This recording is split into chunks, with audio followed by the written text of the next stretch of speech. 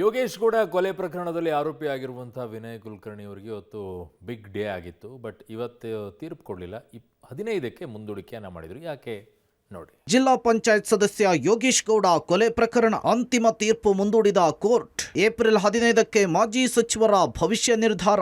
2016ರ June 15ರಂದು Dharwad ನಗರದ ಸಪ್ತಾಪುರದಲ್ಲಿರುವ ಉದಯ್ ಜಿಮ್ನಲ್ಲಿ ನಡೆದಿದ್ದ ಜಿಲ್ಲಾ ಪಂಚಾಯಿತಿ ಸದಸ್ಯ ಯೋಗೇಶ್ ಗೌಡ ಕೊಲೆ ಪ್ರಕರಣದ ಅಂತಿಮ ತೀರ್ಪನ್ನ ಜನಪ್ರತಿನಿಧಿಗಳ ಕೋರ್ಟ್ ಏಪ್ರಿಲ್ 15ಕ್ಕೆ ಮುಂದೂಡಿಕೆ ಮಾಡಿದೆ. ಧಾರವಾಡ ಕಾಂಗ್ರೆಸ್ ಶಾಸಕ ವಿನಯ್ ಕುಲಕರ್ಣಿ ಸೇರಿ ಒಟ್ಟು 21 ಜನರಿಗೆ ಕೊಂಚ ರಿಲೀಫ್ ಸಿಕ್ಕಿದೆ. ಕಳೆದ 6 ತಿಂಗಳಿನಿಂದ ಪ್ರಕರಣದ ವಿಚಾರಣೆ ನಡೆಸ್ತಾ ಇದ್ದ ನ್ಯಾಯಾಲಯ ಸಂಪೂರ್ಣ ವಾದ ಪ್ರತಿವಾದವನ್ನು ಆಲಿಸಿತ್ತು. ಮಾರ್ಚ್ ಕೊನೆಯ ವಾರದಲ್ಲಿ ವಾದ ಸಂಪೂರ್ಣವಾಗಿ ಆಲಿಸಿದ ನ್ಯಾಯಾಲಯ ಪ್ರಾಸಿಕ್ಯೂಷನ್ ಮತ್ತು ಆರೋಪಿಗಳ ಪರ ವಕೀಲರಿಗೆ ಹೆಚ್ಚುವರಿ ಲಿಖಿತವಾದ ಸಲ್ಲಿಕೆ ಮಾಡುವುದಕ್ಕೆ ಅವಕಾಶ ಕೊಟ್ಟಿತ್ತು. ಏಪ್ರಿಲ್ 2ರಂದು ಎಲ್ಲರೂ ಕೂಡ ಲಿಖಿತವಾದ ಸಲ್ಲಿಸಿದ ಬಳಿಕ ಏಪ್ರಿಲ್ 9ಕ್ಕೆ ತೀರ್ಪು ಪ್ರಕಟ ಮಾಡುವುದಾಗಿ ಕೋರ್ಟ್ ಹೇಳಿತ್ತು. ಆದರೆ ತೀರ್ಪು ತಯಾರಾಗದೇ ಇರೋ ಹಿನ್ನೆಲೆಯಲ್ಲಿ ಏಪ್ರಿಲ್ 15ಕ್ಕೆ ಮುಂದೂಡಿಕೆ ಮಾಡಿದೆ. ಯೋಗೇಶ್ ಗೌಡ ಕೊಲೆಯ ನಂತರ ಹಲವು ಹೋರಾಟ ನಡೆದಿದ್ದು, ಇದರಲ್ಲಿ ಶಾಸಕ ವಿನಯ್ ಕುಲಕರ್ಣಿ ಕೈವಾಡ ಇದೆ ಅಂತ ಹೋರಾಟದ ಬಳಿಕ 2019ರಲ್ಲಿ ಬಿಜೆಪಿ ಸರ್ಕಾರ ಬಂದ ಮೇಲೆ ಪ್ರಕರಣವನ್ನ ಸಿಬಿಐಗೆ ಕೊಟ್ಟಿತ್ತು. ಪ್ರಕರಣದ ಇನ್ವೆಸ್ಟಿಗೇಷನ್ ನಡೆಸಿದ ಸಿಬಿಐ ಅಧಿಕಾರಿಗಳು ಇದರಲ್ಲಿ 21 ಜನ ಆರೋಪಿಗಳ ವಿರುದ್ಧ ಚಾರ್ಜ್ ಶೀಟ್ ಸಲ್ಲಿಸಿದ್ರು. ಈ ಪ್ರಕರಣದಲ್ಲಿ ಶಾಸಕ ವಿನಯ್ ಕುಲಕರ್ಣಿ 15ನೇ ಆರೋಪಿಯಾಗಿದ್ದಾರೆ.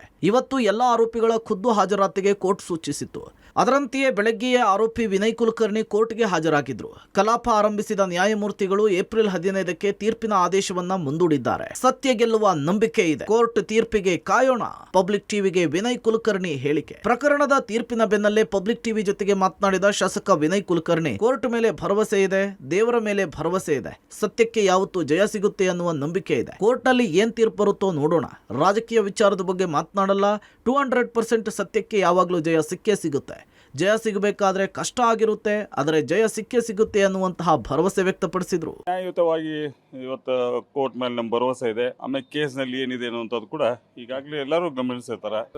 ನ್ಯಾಯಯುತವಾದಂಥ ತೀರ್ಪು ಸಿಗುತ್ತೆ ಅನ್ನೋಂಥ ನಾನು ಭರವಸೆ ಇಟ್ಕೊಂಡಿದ್ದೀನಿ. ದೇವರ ಮೇಲೆ ಭರವಸೆ ಇಟ್ಕೊಂಡಿದ್ದೀನಿ. ಸತ್ಯಕ್ಕೆ ಯಾವತ್ತು ಜಯ ಸಿಗುತ್ತೆ ಅನ್ನೋಂಥ ಭರವಸೆ ನನಗಿದೆ. 200% ಸತ್ಯಕ್ಕೆ ಯಾವತ್ತು ಜಯ ಸಿಗುತ್ತೆ. ಜಯ ಸಿಗಬೇಕಾದ್ರೆ ಸ್ವಲ್ಪ ಕಷ್ಟ ಆಗಿರ್ತೈತಿ, ಬಟ್ ಸತ್ಯಕ್ಕೆ ಜಯ ಸಿಗುತ್ತೆ ಅನ್ನೋ ಭರವಸೆ ನನಗೆಲ್ಲ ಇದೆ. ಪತಿ ಕೊಲೆಗೆ ನ್ಯಾಯ ಸಿಗಲಿ, ದೇವರಿಗೆ ಎಲ್ಲಾ ತಿಳಿದಿದೆ, ಸತ್ಯಕ್ಕೆ ಜಯವಾಗ್ಲಿ. ಜಿಲ್ಲಾ ಪಂಚಾಯತ್ ಸದಸ್ಯ ಯೋಗೇಶ್ ಗೌಡ ಪತ್ನಿ ಮಲ್ಲಮ್ಮ ಪಬ್ಲಿಕ್ ಟಿವಿ ಜೊತೆಗೆ ಮಾತನಾಡಿದ್ದು, ನನಗೆ ಕೋರ್ಟ್ ತೀರ್ಪಿನ ಬಗ್ಗೆ ನಂಬಿಕೆ ಇದೆ, ದೇವರಿಗೆ ಎಲ್ಲವೂ ಗೊತ್ತಿದೆ, ಸತ್ಯಕ್ಕೆ ಜಯ ಸಿಕ್ಕೇ ಸಿಗುತ್ತೆ.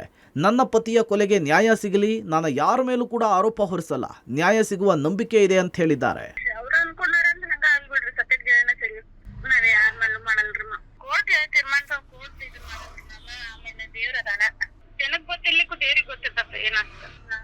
ಅದ್ರ ಬಗ್ಗೆ ಇಲ್ಲ, ಕೋರ್ಟು ಇದ್ರ ಬಗ್ಗೆ ವಿಚಾರ ಮಾಡತ್ತಿಲ್ರಿ ಮಮ್ಮ. ನಂದು ಜಾತ್ರೆ ನನ್ನ ಮಕ್ಕಳ ಎಜುಕೇಶನ್ ಬಗ್ಗೆ ವಿಚಾರ ಮಾಡತ್ತೀನಿ. ಅದೇನ್ ಕೋರ್ಟ್ ನಿರ್ಣಯ ತಗೋತೈತೆ, ಅದ್ರ ಮೇಲೆ ಏನಾಗತ್ತಾಗ್ಲಿ. ನಾನು ಒಂದೇ ಮಾತು ಹೇಳ್ತಂತ ಹೇಳ್ದೆ ಮಮ್ಮ, ನನ್ನ ಗಂಡಗೆ ಏನ್ ಅನ್ಯಾಯ ಆಗೈತಲ್ಲ ಅದು ದೇವ್ರ ತೋರಿಸ್ಲಿ. ನಾ ಬೇರೆದವ್ರು ಯಾರ ಮೇಲೂ ನಾನಾಗ್ಲಿ ಮತ್ತೊಬ್ರಾಗ್ಲಿ ಯಾರ ಮೇಲೂ ಇದು ಮಾಡ್ತೀರ. ಇನ್ನು ಪ್ರಕರಣದ ಬಗ್ಗೆ ಹತ್ಯೆಯಾದ ಯೋಗೇಶ್ ಗೌಡ ಸಹೋದರ ಗುರುನಾಥ್ ಗೌಡರ್ ಪ್ರತಿಕ್ರಿಯೆ ಕೊಟ್ಟಿದ್ದು, ಇವತ್ತು ತೀರ್ಪು ಬರಬೇಕಿತ್ತು, ಆದರೆ ಏಪ್ರಿಲ್ 15ಕ್ಕೆ ಮುಂದೂಡಿಕೆಯಾಗಿದೆ. ನಮ್ಮ ಹೋರಾಟಕ್ಕೆ ಜಯ ಸಿಗುತ್ತೆ ಎಂಬ ಭರವಸೆ ಇದೆ. ನ್ಯಾಯಕ್ಕಾಗಿ ಹೋರಾಟ ಮಾಡಿದ್ದೇವೆ. ಸಿಬಿಐ ನ್ಯಾಯಾಲಯದ ಮೇಲೆ ನಂಬಿಕೆ ಇದೆ. ಸತ್ಯಕ್ಕೆ ಯಾವತ್ತೂ ಕೂಡ ಜಯ ಸಿಗುವ ಭರವಸೆ ಇದೆ ಅಂತ ಹೇಳಿದ್ರು. ಇನ್ನು ಹೋರಾಟಗಾರ ಬಸವರಾಜ್ ಕೊರವರ್ ಸಹ ತೀರ್ಪಿನಲ್ಲಿ ನ್ಯಾಯ ಸಿಗುವ ನಂಬಿಕೆ ವ್ಯಕ್ತಪಡಿಸಿದ್ದಾರೆ. ನಮಗೆ ಇವತ್ತು ತೀರ್ಪು ಬರ್ತೈತಿ ಅನ್ನುವಂತ ಭರವಸೆ ನಮಗಿತ್ತು. ಕೋರ್ಟ್ ಏನೋ ಅದಕ್ಕೆ ಅವರು 15ನೇ ತಾರೀಕಿಗೆ ಮುಂದೂಡ್ಯಾರ. 15ನೇ ತಾರೀಕಿಗೆ ನಮಗ ಕೋರ್ಟ್ ತೀರ್ಪು ನಮ್ಮ ಪರವಾಗಿ ಬರ್ತೈತಿ ಅನ್ನುವಂತ ಭರವಸೆ ನಮಗೆ. ಕೋರ್ಟ್ ಮ್ಯಾಗ ಭರವಸೆ ಇದೆ. ನಮ್ಮ ತಮ್ಮನ ಆತ್ಮಕ್ಕೆ ಶಾಂತಿ ಸಿಗ್ತೈತಿ ಅನ್ನುವಂತ ಭರವಸೆ ನಮಗಿದೆ.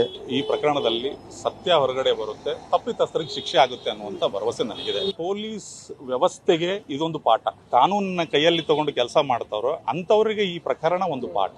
ಸೊ ಮತ್ತೆ ನ್ಯಾಯಾಂಗ ವ್ಯವಸ್ಥೆಯ ಮೇಲೆ ನಂಬಿಕೆಯನ್ನಿಟ್ಟು ನಾವು ಹೋರಾಟ ಮಾಡೋದು. ಸಾಕ್ಷಿ ನಾಶದ ಪ್ರಕರಣ ದಾಖಲು ಮಾಡಲು ಕೂಡ ಆದೇಶ ಮಾಡಿತ್ತು. ಸಾಕ್ಷಿಗಳ ಮೇಲೆ ಪ್ರಭಾವ ಬೀರುವಂತ ಕೆಲಸಗಳು ಸಿಬಿಐ ಬಂದ ಮೇಲೂ ಕೂಡ ನಡೆಯಿತು.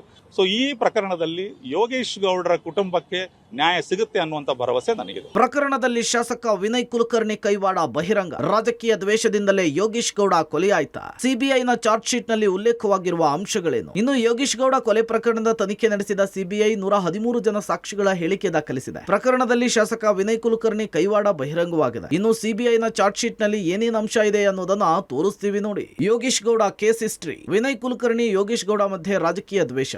ವಿನಯ್ ಸಹಾಯದಿಂದ ಪಂಚಾಯಿತಿ ಅಧ್ಯಕ್ಷರಾಗಿದ್ದ ಯೋಗೇಶ್ ಗೌಡ ತಾಲೂಕು ಪಂಚಾಯಿತಿ ಅಧ್ಯಕ್ಷ ಸ್ಥಾನವನ್ನು ಬಿಟ್ಟುಕೊಡದೇ ಇದ್ದಕ್ಕೆ ಇಬ್ಬರ ಮಧ್ಯೆ ಕಿತ್ತಾಟ. 2016 ಪಂಚಾಯಿತಿ ಚುನಾವಣೆ ವೇಳೆ ರಾಜಕೀಯ ವೈಷಮ್ಯದಿಂದ ಯೋಗೀಶ್ ಗೌಡ ಮರ್ಡರ್. ಜೂನ್ 15, 2016 ಧಾರವಾಡದಲ್ಲಿ ಹತ್ಯೆ. ಯೋಗೀಶ್ ಗೌಡ ನಡೆಸುತ್ತಿದ್ದ ಜಿಮ್ನಲ್ಲಿ ಮರ್ಡರ್. ವಿನಯ್ ಕುಲಕರ್ಣಿ ವಿರುದ್ಧ ಅಪರಾಧಿಕ ಒಳಸಂಚು ಆರೋಪ. ಯೋಗೀಶ್ ಗೌಡ ಹತ್ಯೆ ದಿನ ದೆಹಲಿ ಪ್ರಯಾಣ ಸಾಕ್ಷ್ಯ. ಜಮೀನಿನ ವಿಚಾರದಲ್ಲಿ ಹತ್ಯೆ ಅಂತ ಪೊಲೀಸರ ಕೇಸ್. ಜಿಲ್ಲಾ ಉಸ್ತುವಾರಿ ಸಚಿವರಾಗಿದ್ದ ವಿನಯ್ ಕುಲಕರ್ಣಿ ಪ್ರಭಾವ. ಹತ್ಯೆಯಾದ 2 ದಿನಕ್ಕೆ ಪ್ರಮುಖ ಆರೋಪಿಗಳ ಅರೆಸ್ಟ್. 2019ರಲ್ಲಿ ಪ್ರಕರಣದ ಬಗ್ಗೆ ಸಿಬಿಐನಿಂದ ಇನ್ವೆಸ್ಟಿಗೇಷನ್. ಪ್ರಮುಖ ಆರೋಪಿ ಮುತ್ತಗಿ ಜೊತೆಗೆ ವಿನಯ್ ಕುಲಕರ್ಣಿ ನಂಟು. ಬೆಂಗಳೂರಿನ ಮೌರ್ಯ ಹೋಟೆಲ್ನಲ್ಲಿ ಕುಲಕರ್ಣಿ ಸರಣಿ ಸಭೆ. ಯೋಗೀಶ್ ಗೌಡ ಹತ್ಯೆಗೆ ಸುಪಾರಿ ಹಂತಕರ ನಿಯೋಜಿಸಿದ್ದ ಮುತ್ತಗಿ. ಹತ್ಯೆಯ ಮರುದಿನ ಮುತ್ತಗಿ ಭೇಟಿಯಾಗಿದ್ದ ವಿನಯ್ ಕುಲಕರ್ಣಿ. ಯೋಗೀಶ್ ಗೌಡ ಸಹೋದರ ಗುರುನಾಥ್ ಗೌಡ ಮುತ್ತಗಿ ಮಧ್ಯೆ ಸಂಧಾನ. ವಿನಯ್ ಕುಲಕರ್ಣಿ ನೇತೃತ್ವದಲ್ಲಿ ಸಂಧಾನಕ್ಕೆ ಯತ್ನ. ಸಂಧಾನ ವಿಫಲವಾದಾಗ ಯೋಗೀಶ್ ಪತ್ನಿ ಕಾಂಗ್ರೆಸ್ ಸೇರ್ಪಡೆ. 2020ರಲ್ಲಿ ವಿನಯ್ ಬಂಧನ, ಜಾಮೀನಿನ ಮೇಲೂ ಕೂಡ ಬಿಡುಗಡೆ. ಒಟ್ಟಾರೆ ಯೋಗೀಶ್ ಗೌಡ ಕೊಲೆ ಪ್ರಕರಣದಲ್ಲಿ ಕಾಂಗ್ರೆಸ್ ಶಾಸಕ ವಿನಯ್ ಕುಲಕರ್ಣಿ ಕೊಂಚ ರಿಲೀಫ್ ಸಿಕ್ಕಿದ್ದು, ಏಪ್ರಿಲ್ 15ರಂದು ಪ್ರಕರಣದಲ್ಲಿ ವಿನಯ್ ಕುಲಕರ್ಣಿಗೆ ಶಿಕ್ಷೆನಾ ಖುಲಾಸೆನಾ ಗೊತ್ತಾಗಬೇಕಿದೆ. News desk, public TV.